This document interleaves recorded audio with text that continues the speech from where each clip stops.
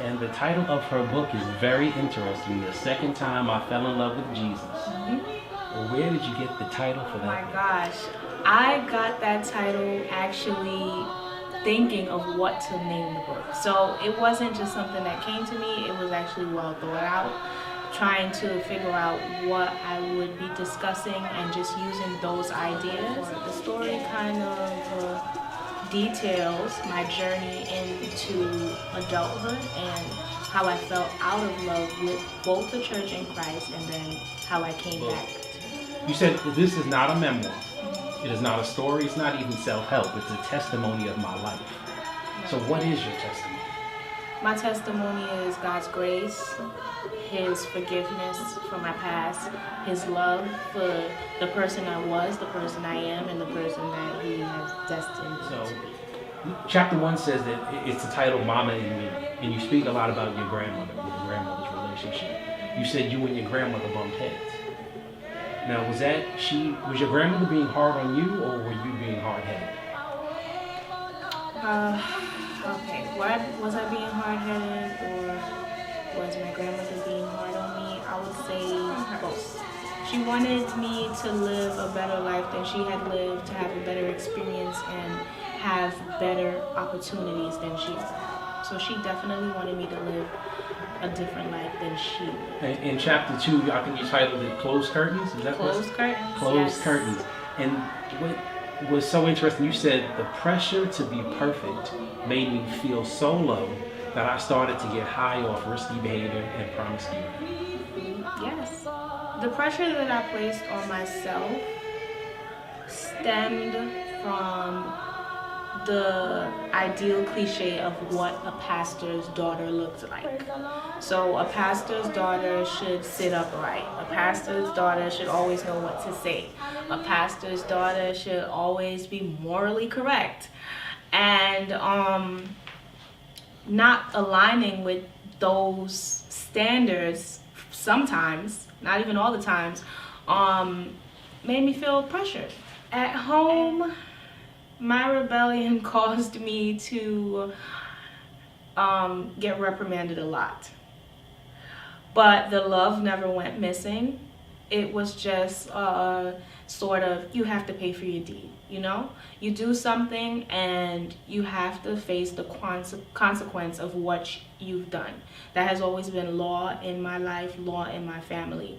So it didn't change the dynamics of the household, but it did change what I was able to do, what I was able to not do as a child. I remember the time I fell out of love with Christ. It was when my relationship with me and my mother and I went south. After I moved out, as you were reading Mama and Me, she was just a no-nonsense having woman. So when I decided that I would live my own lifestyle, she completely took a step back from everyday things that we would do together. We had no contact. Ever since I can remember, I've been going to church with my mother.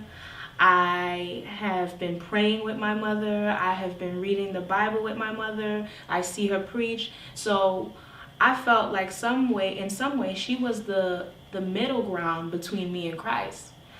And when she got removed, I didn't get closer to Christ as I should have. I just left that gap there.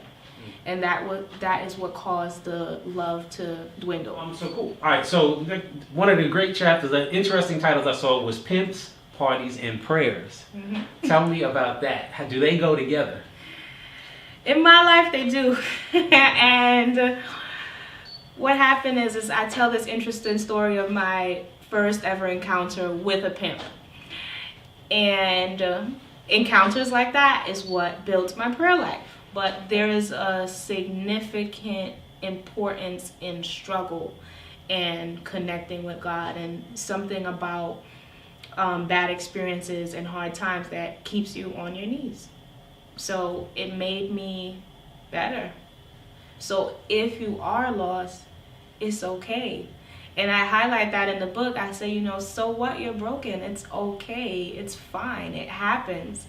And just because that situation is happening doesn't mean that it's drawing you away from where you're supposed to be. Maybe that closed door, that closed chapter, those resentful feelings are going to lead you into a place of prayer, into a place of renewal, into a place of love. And I definitely hint a lot on how community and love play a part in falling back in love with Christ. Okay, I am Caribbean. I am a student. I am in the human services field, and my mother, of course, is in ministry. She's a pastor. So is my dad. So is my grandmother. So is every other relative I have a relationship with. So the whole family's in church. But for me, even though I have been in church, I have had my own experience and my own unique journey with my relationship with Christ. So people who have no idea what a church looks like, but have an idea of who God is, they can definitely connect with this book. And people who have been going to church since they were a baby can still connect, because there are both perspectives in the story that